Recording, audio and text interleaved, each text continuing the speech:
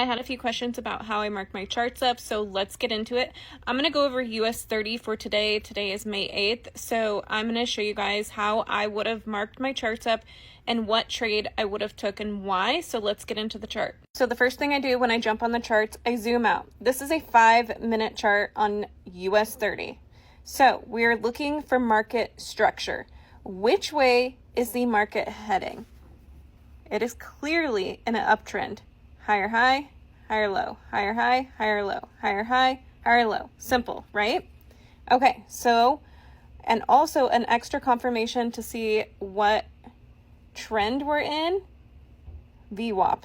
So this line right here, this is our VWAP. Anything trending above this, we're only going to be looking for buys potentially. If a clean setup comes though, you could short term, I would say always short term, take a sell if it's above VWAP. Okay, next thing, we're going to mark out levels. So this color over here that you see, London session, green, New York session. So we can see that price made a point of support right here. So what are we going to do? Take our rectangular tool, we're going to come over and we're going to mark up our wicks. Where has price continuously touched multiple times?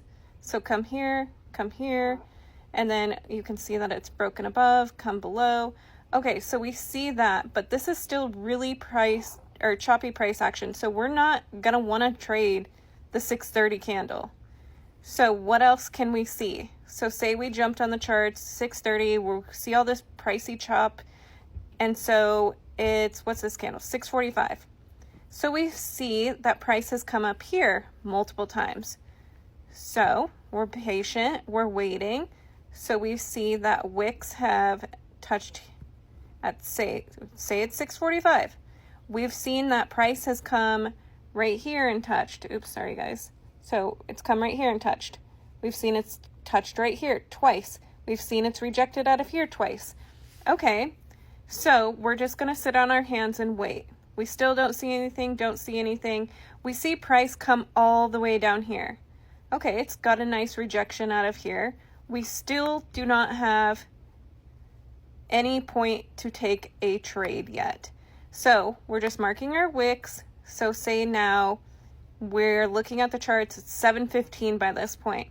We have two zones we're looking at now. So we're wanting to see price come back up into this zone for a sell, or maybe come here and go back up, which it failed. So we see that it failed. So we're like, okay, well, this is the next zone where it has wicks, right? So I'm waiting, comes down to our zone. We know that the market is in a uptrend. So our bias should be to look for a buy, right? I know I said short term, you could take a sell out of this zone. I would say that's risky. I would.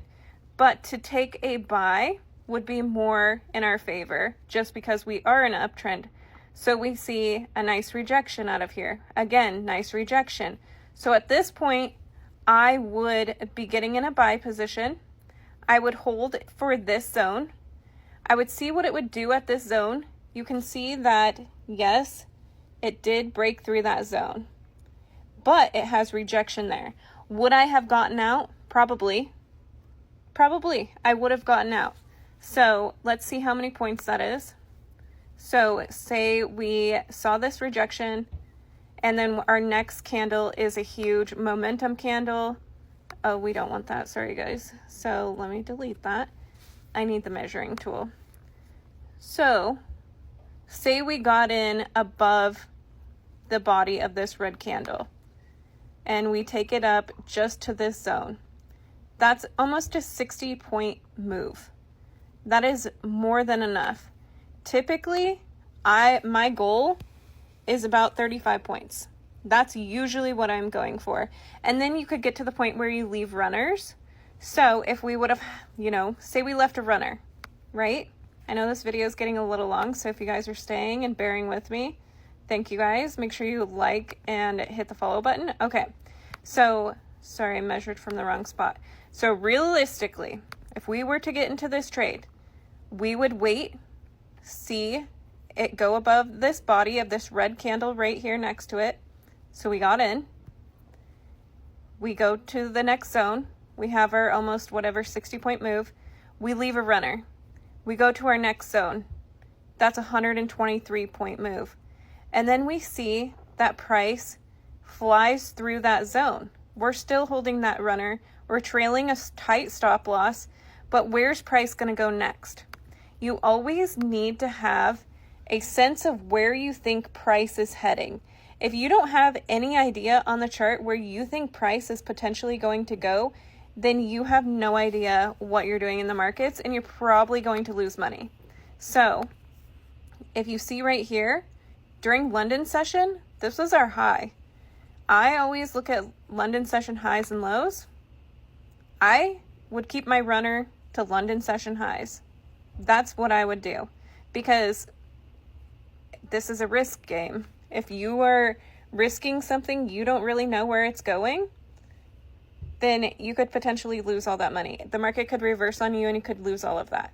So I always, as a rule of thumb, say to go where you know the market could potentially go.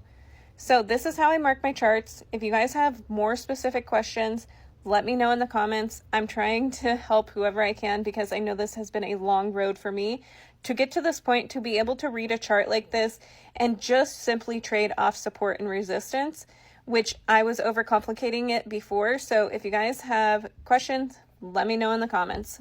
Hope this was helpful for you guys.